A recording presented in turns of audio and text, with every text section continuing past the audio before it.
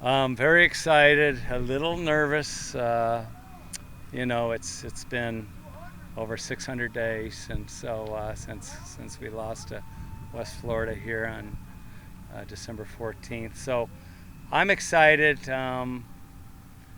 Sometimes I'm trying to tell our guys. Sometimes a lot of enthusiasm is good, and sometimes too much enthusiasm, causes some mental mistakes. So I don't want to get too hyped up, but I love where we are. Our guys have been awesome during this challenging time, and so proud of them, and so happy to have some of them back with me for as many years as they've been here, and it's been a pleasure for sure.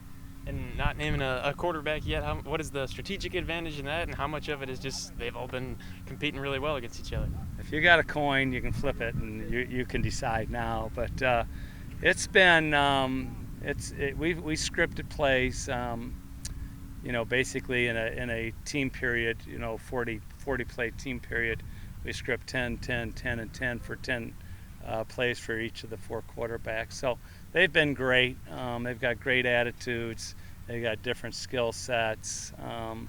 And so, it'll be one of those things where we're going to play more than one quarterback.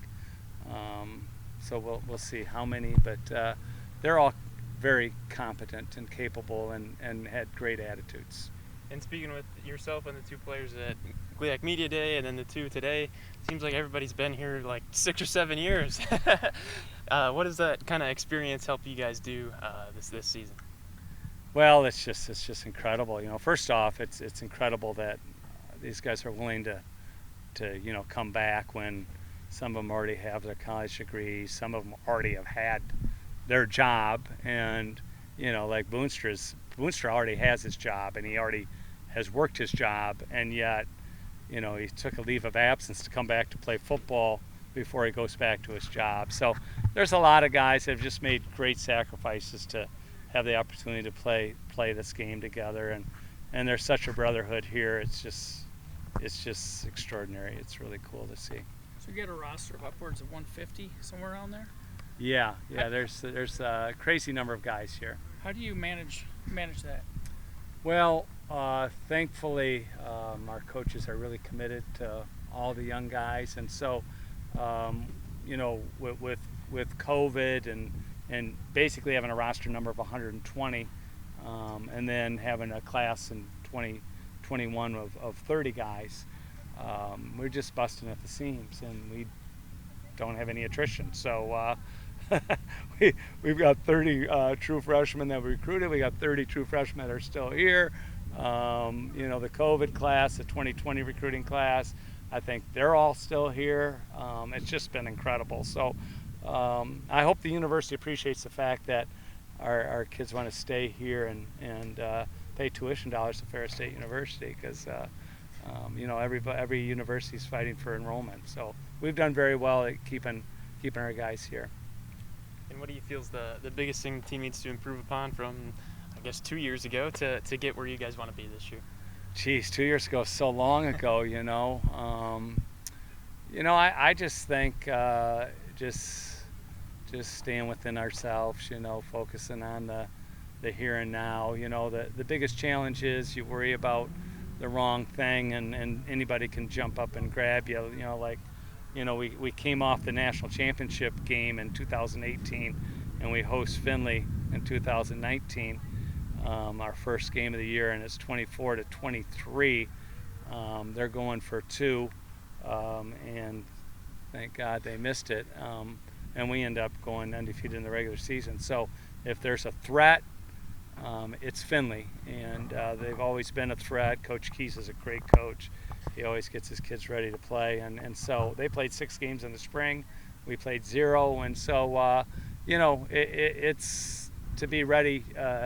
Everybody talks about, what can you do this year? We are focused on Findlay, and that's the only thing that matters to us. And so if we play with that kind of mindset and psyche, then we'll be a really good squad on Thursday. I know you probably don't want to admit to it, but is there anything different about this home opener for you, being that it's been probably the longest stretch you've ever had in your life since you were a kid without playing football or coaching football? I have to imagine that factors into your head a little bit. Well, I'm 60 now, So that's wild. I mean, do I look 60? Do I feel 60? I mean, I don't even, my mindset of 60 is crazy. So I feel 22 and I'm 60. So, that went fast. I felt like my last game probably I was 58, I guess. So that zipped along quickly. But yeah, it's gonna be emotional. It really is because just looking around and seeing now the tent here and the new fence wrap or whatever that's called and just people around getting ready for the game. It literally makes me nervous. And our players were a little bit hyped coming to practice today, seeing where people are getting ready for game day. And so game day is going to be emotional.